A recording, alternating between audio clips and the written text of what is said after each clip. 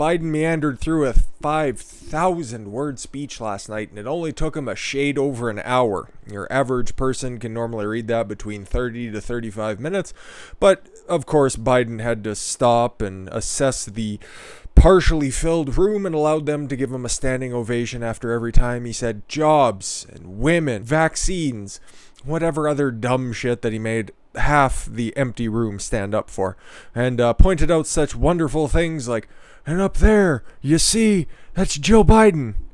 That's my wife. And there's the second husband. And it's so funny to say, man. And we got 2 women behind me. It's been too long for us to say that.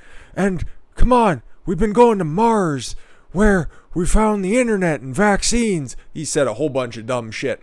And basically what I can boil this entire hour and 5 minutes down to, except I'm going to be carving out one thing. We're not going to be talking about the Families Act. That's going to be the second video, because that is an entire abomination in and of itself that pushes the first 100 days, the spending total, the receipts that we're getting from the Biden-Harris administration at the moment at over $6 trillion. That is trillion with a T, by the way. How are we going to pay for that? Listen, okay? We need to make sure people are out there getting jobs, okay? Jobs. And everybody's going to be working for the state. I mean, how else are you supposed to get jobs? We can't just let the economy just open back up again. What do you think we're doing here? We are the government, man. It was a little bit disturbing if you were watching it closely.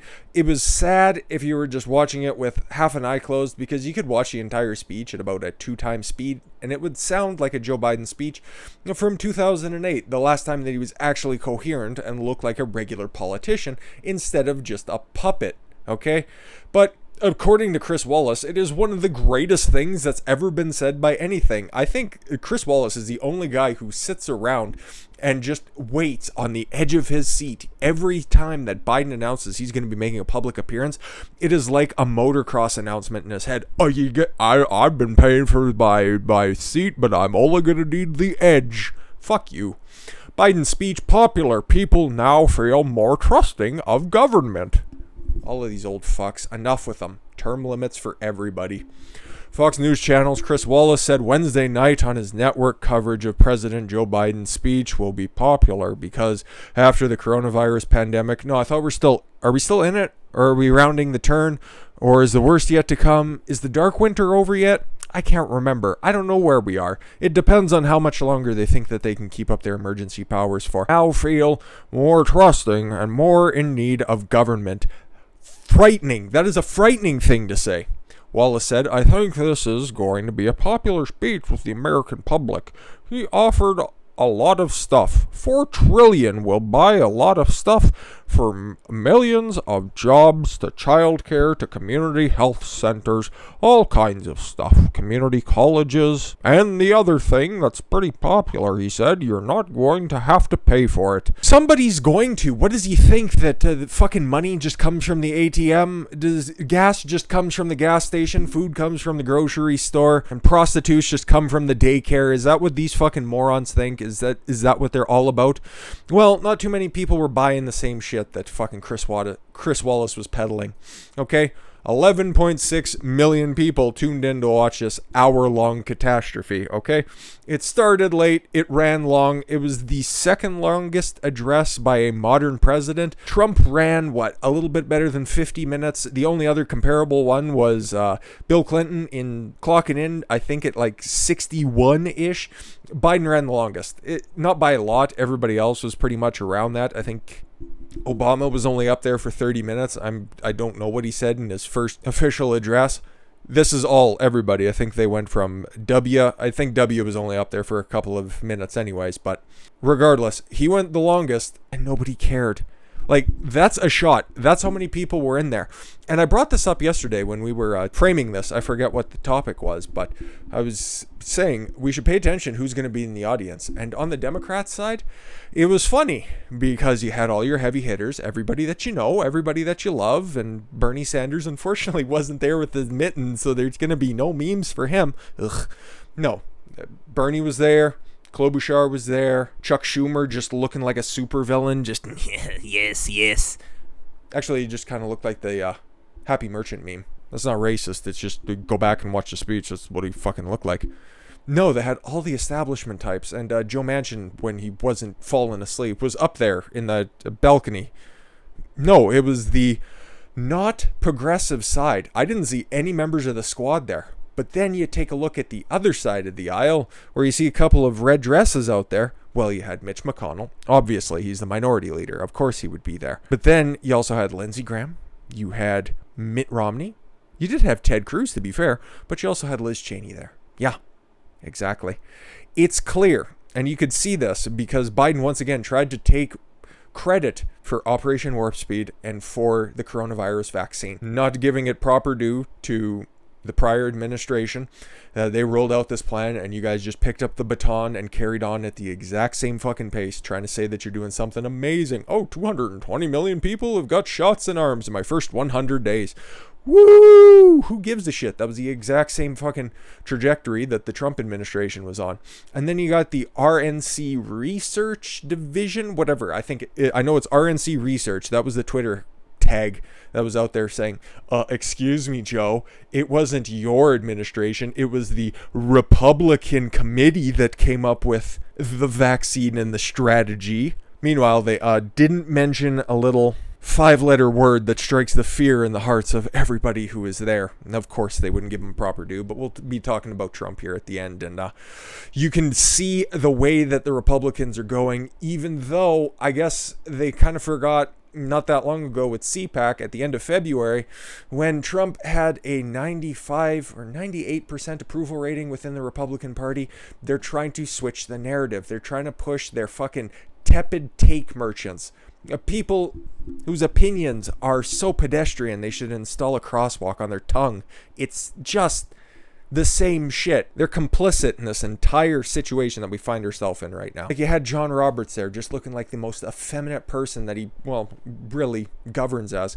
He is quite possibly, if he was to exert his power, he's probably the most powerful person in government right now. As politicized as the courts have become, it's fair to say that the so-called impartial third house is no longer that. Because, okay, they can't legislate anything, but at the same time, they can override everything that is passed by everybody else that is there. And he's just sitting there on the Democrat side, just all curled up, just going, yay! Embarrassment. He's a fucking embarrassment. But still not as bad as a quarter of the people who checked out the first speech from Trump, which didn't take 100 days. It took the regular amount of time within the first month of being elected president. But, hey man, we're in the midst of a pandemic which is just going to keep going on and on forever. You got to believe me. Everybody's got to go out and get the jab. Otherwise, China's going to beat us. And we're going to have to build back better. It's like Porky the fucking president, for Christ's sakes. Nearly 75% fewer Americans watched President Joe Biden's speech to the joint session of Congress on Wednesday compared to the former president's first address in 2017. That's actually kind of comparable, because I think that there's, like 25% of people who are actually there. Meanwhile, the day that is the darkest in history, right? This is another little fucking tidbit that came out within the first 10 minutes. Really, all you need to do is take a look at the first 10 minutes and the last 10 minutes, and you'll get the gist of it, because most of it is just, I met somebody in insert random location who does insert random occupation, and they tell me random anecdote expressing hope for one of my policies, and it was just so touching, man. It's like, this fucking guy is just your stereotypical politician. He does the exact same stuff. And let me talk to you, the American people, right now. Hope is on the way. The government is here to help. It's fucking creepy, and it's not what people really want, clearly, but nobody else heard it. About 11.6 million viewers watched Wednesday night, according to Nielsen's initial ratings. The numbers include viewership from Walt Disney's ABC, Comcast, NBC, Viacom, CBS, and Fox. The numbers do not include cable news networks such as Fox News, CNN, MSNBC. I know the biggest live stream that I could find, I watched a couple of pieces of coverage afterwards. I listened to the speech itself after it was done, I was still working, obviously. You could see when the videos went up.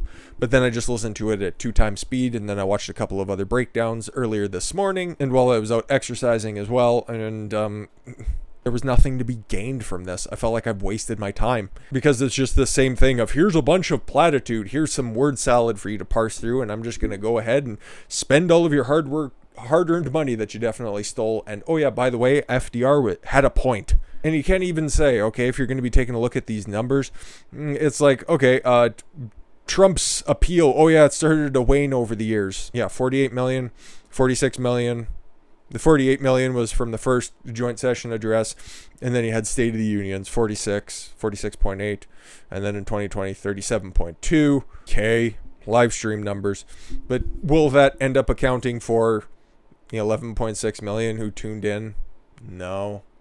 Okay, everybody else is just listening to commentary, or they're just watching a raw feed of the speech on CPAC or CNN. Nobody cares. Nobody cares about Joe Biden. He is literal cancer when it comes to views. But here was another fucking big old bombshell. And at the same time, yeah, and then at the end he's like, oh, ghost guns, we need to ban them. They don't have serial numbers. But what about when you were first in the Senate, back in the early aughts, not 2000-aught, 19-aught. Nothing had serial numbers. They were just put in place much later, once more government regulation came in, when you started to sell firearms from one person to another, then serialization became necessary. Before that, if you're a collector from any other era, you'll notice that most of the firearms, if not all of them, if they haven't been restored in some form or fashion, don't have serial numbers on any of the parts. But these ghost guns, man, people can print them out on their 3D printers. I don't know, what kind of cartridge do you need for that? My color's always out because it didn't vote for me. No, saying that ghost guns contribute to a whole bunch of crime. Meanwhile, it's next to impossible to actually find one of these mass shootings that Joe Biden likes to tout so much. To actually find one that has been committed by a so-called ghost gun, you'd be empty-handed if you were looking for a little bit of an example. But that was the only other major piece of legislation that was in the past, or the only other talking point. There was one piece of legislation brought up, and it's very, very FDR-esque, who is one of Joe Biden's former classmates. Role models, as it were. But another overarching narrative that we found from this address right here is that the Democrats are here not to help you, but to control you, to tell you how you're going to be spending your money, to tell you what you're going to be doing in service of the greater good, okay? It's like they all took that wonderful, terrific JFK line, don't ask what you can do, what your country can do for you, ask what you can do for your country. And they thought that, hey, you know what, we could probably extrapolate that, like also telling farmers, you guys can grow cover crops to help with climate change, jobs, green jobs, like without telling you how you're going to be paying for any of this stuff. No, it's just going to be jobs. Everybody's going to work for the government. Why? Because we the people are the government, man. Oh, scary times.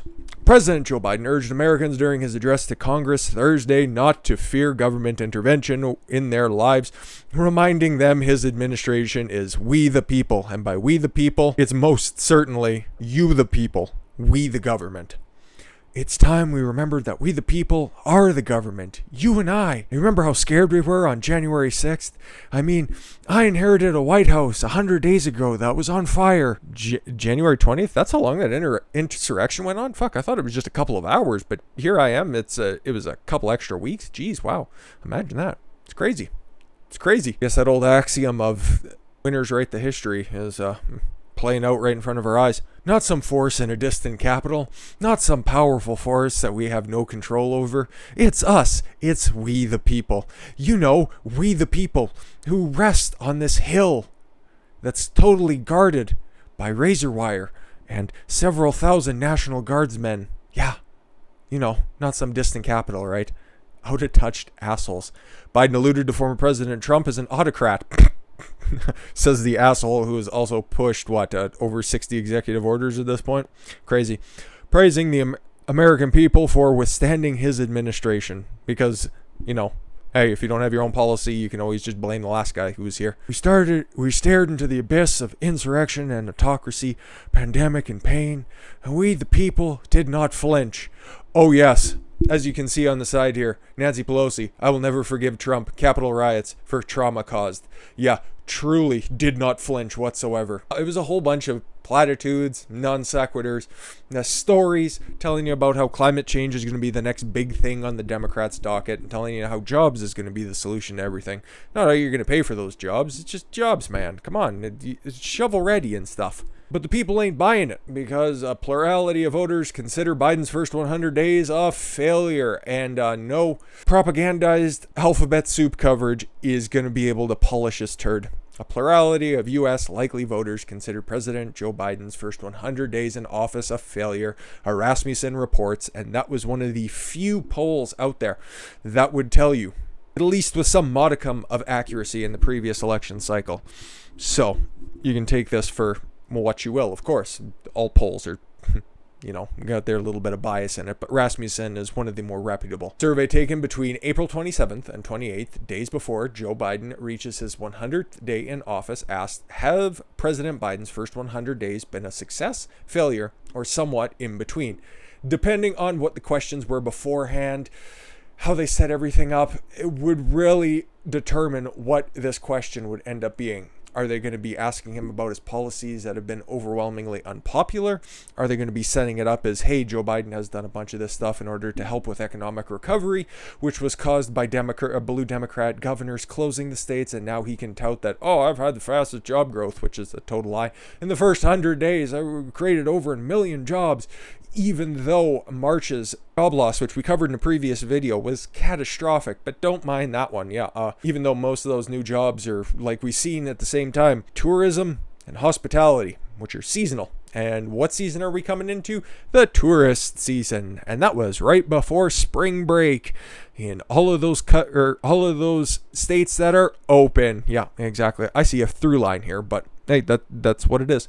A plurality, or 44%, said the commander-in-chief's first 100 days have been a failure, followed by 36% who have said to have been a success. 18% somewhat in between, and 2% who remain unsure. Oh my god, if you're stupid enough to answer a telephone poll itself and you are still unsure, I don't think you should be allowed to vote. I know, right? Controversial stance. Opinions are predictably divided among party lines, as nearly 3/4 of Republicans consider Biden's first 100 days a failure, compared to 16% of Democrats who said the same. A majority of Democrats, 67%, consider Biden's first 100 days a success, compared to 12% of Republicans and 26% of independents who held the same sentiment. Yeah, that's what you come to expect, but right? No, his approval rating from NBC or ABC or CNN says that it's almost at like 60%. Come on, they bought and paid for those. Fuck. Wrong answer. God damn it. Anyways, yeah, this was 1,000 likely voters with a margin error of 3%. But yeah, at the same time, there's really no way to polish that turd.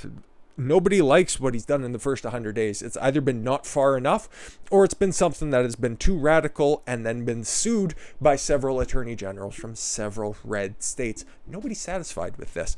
And that speech that he just gave is proof positive of that. I gave you all the highlights, at least of what I seen was highlights, but yeah, barely anybody watched, nobody really cared, and the big piece of legislation that he pushed is a relic of the FDR New Deal era, which, along with every other radical plan, the infrastructure plan, and then the big relief plan that went, one digit for people for actual fucking relief, and then the infrastructure plan, which is 453 billion out of the 2.3 trillion, is that what it was?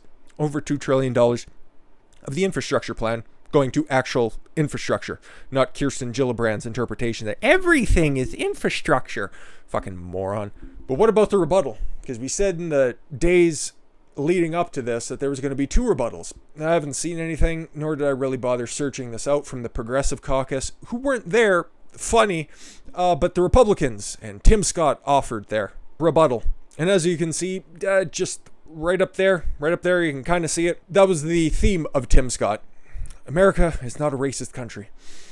This was already pre-recorded, pre-planned, pre-scripted. Biden really didn't talk a whole lot about race. Most people are kind of, I don't know, maybe a little bit perplexed because that always seems to be his go-to and modus operandi, at least in the first 100 days. Who knows? Maybe he's going to turn a corner on that one. Perhaps they got a little bit of polling back on that.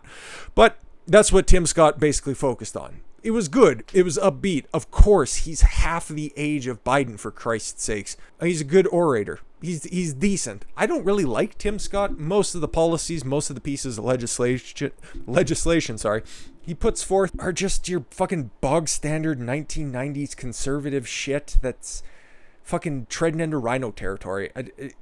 He's fine. He's just fine. But who was it? I think it was Mitch McConnell or Kevin McCarthy. They're practically the same person. Said on a Fox News panel right after the rebuttal, "Oh, I think that Tim Scott should definitely run for office after that speech. It was so good." Go fuck yourself. It was fine. That was the operation of yesterday evening speeches. Fine. Just fine. America is not a racist country.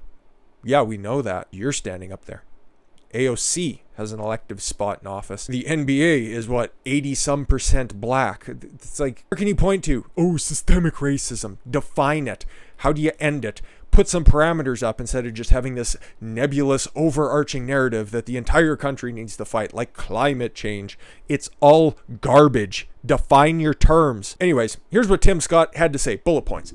On Wednesday, delivered a Republican response to President Joe Biden's first speech to the joint session of Congress, telling the country unequivocally that America is not a racist country. Scott's message stood starkly against that of Biden's. The president told Congress during his own speech that systemic racism plagues American life in many ways and has, since becoming president, infused the concept of racial equality into several components of his agenda. Scott, a black American who has described his road to success through the family going from cotton to Congress in one lifetime. Oh, congratulations. Definitely not running on a racial agenda. Listen, I'd be calling this out if it came from the other side. If you go ahead and try to play identity politics, you just look as bad as the other side. Don't do it. Run on your ideas. Separate the identity from the politician. Scott's message stood starkly against Biden's. The president told Congress during his own speech that systemic racism plagues American life. Yeah, that was about the only reference he made. In many ways, and has, since becoming president, infused the concept of racial equity into several components of his agenda, admonished the education system for reintroducing, Freudian slip, discrimination to children. Today, kids are being taught that the color of their own skin defines them again, and then they look a certain way. They're an oppressor, he said. Very powerful, very salient point that he puts forward there. Listen, white kids are being taught that inherently they are descendants of slave owners, okay? They don't do the same for anybody affiliated with Kamala Harris because, hey, Jamaicans never owned slaves, right? No, of course not. And all slaves come from the deepest, darkest parts of Africa. They don't come from the Caribbean. Oh, hell, they weren't even Irish. They weren't Ukrainian. They weren't, everybody's been a fucking slave at some point or another. But no, it's only the black ones because that's what they did in the United States 150 years ago? The only slave owner, the only direct descendant of a slave owner there within a conceivable generation, or at least the time that Joe Biden's actually been in public office, was the lady who was sitting right behind him. The one in, the gold, eyeing up that podium, just waiting for Biden to cough and, ooh, that's going to be me next year.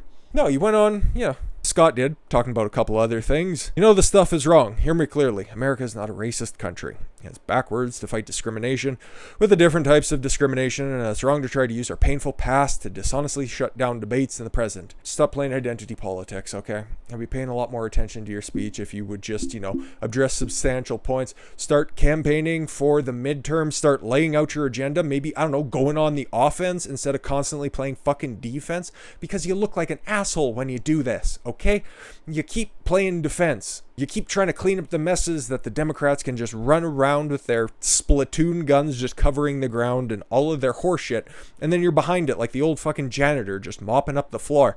And it never comes off good. It never comes off good. It was fine, like I said to begin with. But it apparently struck a nerve with the people across the aisle. The Democrats on Twitter, okay? Or who they take their policy positions from, okay?